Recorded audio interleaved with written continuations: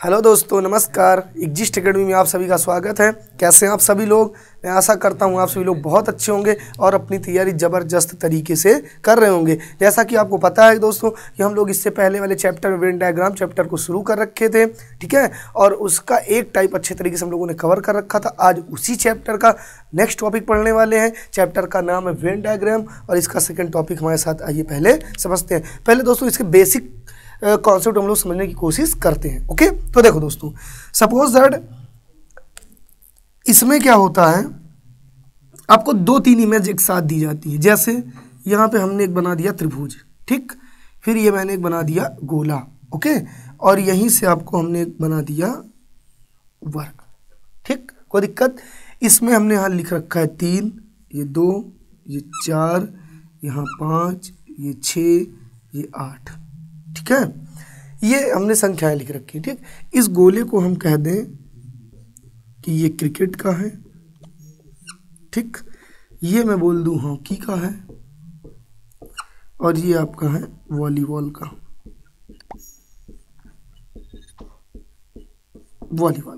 ठीक। अब क्वेश्चन आपको जैसे दे दिया जाए, कह दिया जाए कि निम्न आकृति में कुछ बच्चों को दर्शाया गया है, कुछ बच्चों की संख्या को दर्शाया गया है, और ये बच्चे हॉकी, क्रिकेट और वॉलीबॉल खेल को खेलते हैं। क्या खेलते हैं? हॉकी, क्रिकेट और वॉलीबॉल। तो इनमें कॉमन क्वेश्चन कैसे पुटअप करेगा? जैसे मैंने कहा कि एक इमेज है, इसमें जो संख्याएं हैं बच्चों को दर्शाती हैं और वो बच्चे हॉकी, क्रिकेट और वॉलीबॉल खेलते हैं, ठीक है। तो यहाँ पे जैसे कह दिया जाए कि सिर्फ हॉकी खेलने वाले बच्चों की संख्या कितनी है, या सिर्फ हॉकी खेलने वाले बच्चों को कौन सी संख्या दर्शाती है, ठीक। तो देखो दोस्तों, हॉकी त्रिभुज के अंतर्गत जितने बच्चे हैं वो सभी हॉकी खेल रहे हैं या नहीं खेल रहे हैं, लेकिन ध्यान ये देना है कि ये जो 2 वाली संख्या, ये तो वॉलीबॉल भी खेल रही है क्योंकि वर्ग के अंदर आ रही है, ठीक है। 4 जो है ये वर्ग, त्रिभुज और क्रिकेट तीनों के अंतर्गत आ रहा है, ठीक है। तो सिर्फ हॉकी खेलने वाले बच्चों की संख्या कितनी है? 3 है। अगर उसी तरह कह दिया जाए सिर्फ क्रिकेट खेलने वाले बच्चों की संख्या कितनी है, तो 5 यहाँ 6 यहाँ, दोनों को क्या कर लेंगे, ऐड कर लेंगे। 6 5 कितना हो जाएगा? 11 हो जाएगा। बात समझ में आ रही है? अगर कह दिया जाए सिर्फ वॉलीबॉल खेलने वाले छात्रों की संख्या, तो 8 एक ऐसी संख्या है जो सिर्फ वॉलीबॉल में आ रही है, तो इसका हो जाएगा 8, ठीक है। लेकिन अगर कह दे कि कौन सी संख्या ऐसी है या कितने बच्चे ऐसे हैं जो तीनों खेलों को खेलते हैं, तो अब दोस्तों इसमें आपको एक कॉमन अंक वो निकालना पड़ेगा जो त्रिभुज, गोले और वर्ग तीनों में आए, ठीक है। तो देखो 4, यहाँ पे जो 4 है, 4 एक ऐसी संख्या है जो आपके वर्ग को भी टच कर रही है, आपके वृत्त को भी टच कर रही है, और आपके हॉकी वाले त्रिभुज को भी टच कर रही है, ठीक। तो 4 एक ऐसी संख्या बनेगी जो तीनों को दर्शाएगी, हॉकी को भी, क्रिकेट को भी, वॉलीबॉल को भी, ठीक है। तो ऐसे ही आपके क्वेश्चन दिए रहेंगे और आपको कुछ नहीं करना होगा, बस देख के इसको बताना रहेगा, ठीक है दोस्तों। कोई दिक्कत यहाँ तक? तो हम लोग आते हैं नेक्स्ट क्वेश्चन पे। अब क्वेश्चन को समझने की कोशिश करते हैं, ठीक है। ये तो रहा तरीका, ऐसे ही आपको सारे क्वेश्चन सॉल्व करने हैं, ठीक है। तो आते हैं क्वेश्चन नंबर फर्स्ट पे, ठीक। ओके दोस्तों, तो देखो क्वेश्चन नंबर आपका जो फर्स्ट है, क्वेश्चन नंबर फर्स्ट, इसमें देखो एक वेन डायग्राम बना हुआ है, ठीक है। गोला और ये आयत है और ये वाला त्रिभुज, ठीक है। एक वृत्त है, एक आयत है और एक त्रिभुज है, ठीक है। अब देखो त्रिभुज में कुछ संख्याएं लिखी गई हैं, कुछ संख्याएं वृत्त में लिखी गई हैं और कुछ संख्याएं आयत में लिखी गई हैं, ठीक। तो दोस्तों देखो यहाँ पे एक एरो यहाँ पे हमने निकाल रखा है, और गोला जो है, गोला किसको दर्शाता है या वृत्त किसको दर्शाता है? कॉफ़ी पीने वाले व्यक्तियों की संख्या को, अर्थात जितनी संख्याएं गोले में है ये क्या पी रही हैं? कॉफ़ी पीने वाले व्यक्ति हैं। फिर इधर देखो यहाँ पे जो त्रिभुज बना हुआ है, त्रिभुज के पास ये एरो निकाल रखे हैं और ये कह रहे हैं चाय पीने वाले व्यक्तियों की संख्या है, यानी कि जितने व्यक्ति त्रिभुज के अंदर हैं ये चाय पी रहे हैं, ठीक। फिर यहाँ पे जो बड़ी सी आकृति जैसे बनी हुई है, ये क्या है? आयत है, ठीक। अब आयत से देखो एक एरो निकली नीचे को, आयत में जो व्यक्ति वो शराब पीते हैं, ठीक। वृत्त में जो व्यक्ति हैं वो कॉफ़ी पी रहे हैं, त्रिभुज में जो व्यक्ति हैं वो चाय पीने वाले व्यक्ति हैं, और जो आयत में व्यक्ति है वो शराब पीने वाले व्यक्ति हैं, ठीक। और इसी वेन डायग्राम को देखते हुए, इसी वेन आरेख को देखते हुए इस क्वेश्चन का आपको जवाब देना है, ठीक है। बात समझ में आई? तो देखो क्वेश्चन नंबर फर्स्ट आपका कह रहा है कि ऐसे व्यक्तियों की संख्या जो केवल कॉफ़ी पीते हैं। क्वेश्चन नंबर फर्स्ट आपका कह रहा है कि ऐसे व्यक्तियों की संख्या कितनी है जो केवल कॉफ़ी पीते हैं। तो देखो दोस्तों, अब हमको ये चेक करना है कि कॉफ़ी पीने वाले व्यक्तियों के लिए कौन सी इमेज का निर्धारण किया गया है। तो ये जो वृत्त बना है, वृत्त के अंतर्गत देखो कॉफ़ी पीने वाले व्यक्ति आ रहे हैं कि नहीं, ठीक है। तो अब हमको सिर्फ वो संख्या या आपको सिर्फ वो संख्या लेनी है जो सिर्फ कॉफ़ी पीते हैं, ना कि अदर पेय पदार्थ का यूज़ कर रहे हैं, ठीक। तो देखो दोस्तों, अगर सपोज दैट हम लेते हैं 30 अगर लेते हैं, तो इसमें जो 30 है क्या कर रहे हैं, कॉफ़ी पी रहे हैं और प्लस में शराब भी पी रहे हैं, क्योंकि ये आयत में भी आ रहा है, ठीक। अगर लेते हैं 15 तो 15 लेंगे तब भी कॉफ़ी भी पिएगा और प्लस आयत में आ रहा तो शराब भी पिएगा।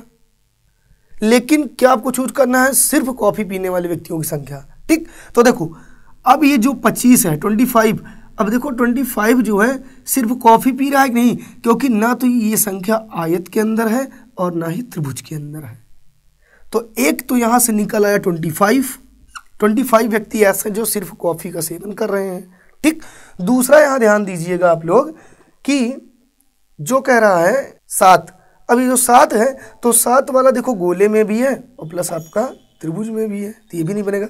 यहाँ पे देखो लिखा 20 अब ये जो 20 है, 20 वाली जो संख्या सिर्फ गोले में है ना कि आयत में और ना कि त्रिभुज में।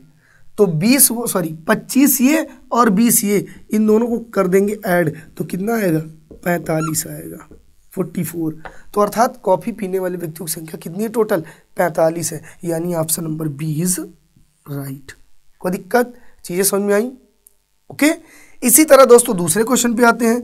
दूसरा क्वेश्चन कह रहा है कि ऐसे व्यक्तियों की संख्या जो चाय एवं कॉफ़ी दोनों पीते हैं, उसमें था सिर्फ कॉफ़ी पीने वाले व्यक्तियों की संख्या, इसमें है चाय और कॉफ़ी दोनों पीने वाले व्यक्तियों की संख्या कितनी है, ठीक। तो देखो दोस्तों, अब आपको करना क्या है, ध्यान देना है कि चाय पीने वाले जो व्यक्ति है त्रिभुज के अंदर है और कॉफ़ी पीने वाले व्यक्ति किसके अंदर है, गोले के अंदर है, वृत्त के अंदर है।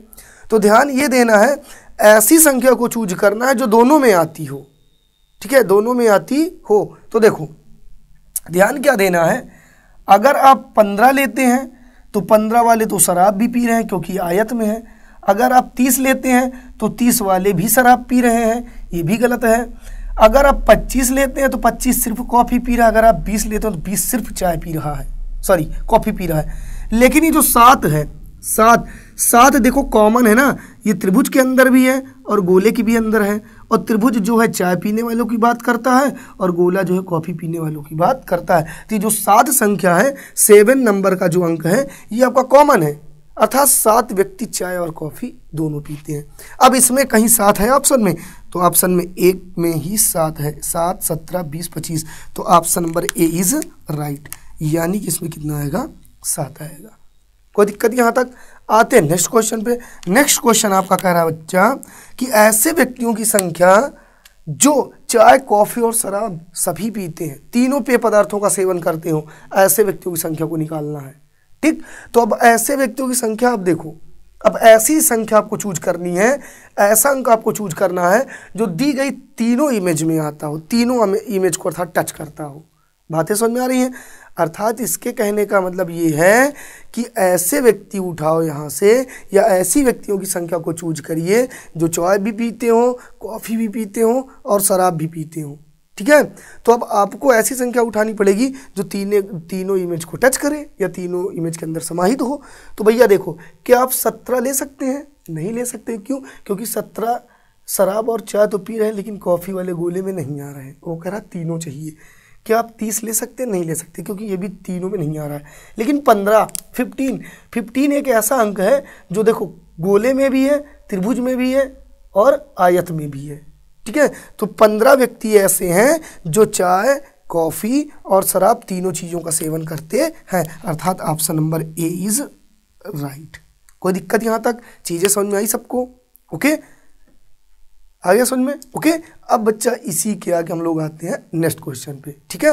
आप लोग इसको नोट डाउन कर लीजिए, ठीक। ओके, तो देखो बच्चा, नेक्स्ट क्वेश्चन है आपका, एक वर्ग बना हुआ है, एक त्रिभुज बना हुआ है, एक वृत्त बना हुआ है, ठीक है। इसमें देखो त्रिभुज जो है ये किसको दर्शाता है? स्नातकों को। इसमें अर्थात कुछ विद्यार्थी दिए गए हैं, ये संख्या विद्यार्थियों की संख्या को दर्शाती है, ठीक। तो त्रिभुज स्नातकों को दर्शाता है, वृत्त जो है आपका सामाजिक संगठनों को दर्शाता है, और ये जो वर्ग है ये व्यावसायिक संगठन के सदस्य को दर्शाता है। ठीक है, ये सारी संख्याएं। ठीक, अब इन्हीं से रिलेटेड आपके 3 क्वेश्चन है। क्वेश्चन नंबर फर्स्ट आपका कह रहा है कि ऐसे स्नातकों की संख्या कितनी है जो कि सामाजिक संगठन में सदस्य भी हैं। ठीक है, ऐसे स्नातक। तो पहले देखो बच्चा, स्नातक किसमें है? जितने त्रिभुज के अंदर है, यानी 6, 5, 7 और 1, ये संख्या स्नातकों की है। लेकिन कह रहा है जो कि व्यावसायिक संगठन के भी सदस्य हों।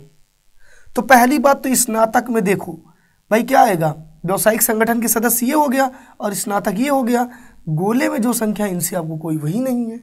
ठीक है, लेकिन ध्यान ये देना है, यहाँ पे कह रहा है कि ऐसे कितने स्नातकों की संख्या है जो कि व्यावसायिक संगठन के सदस्य भी हैं। तो पहला तो दोस्तों निकलेगा 7।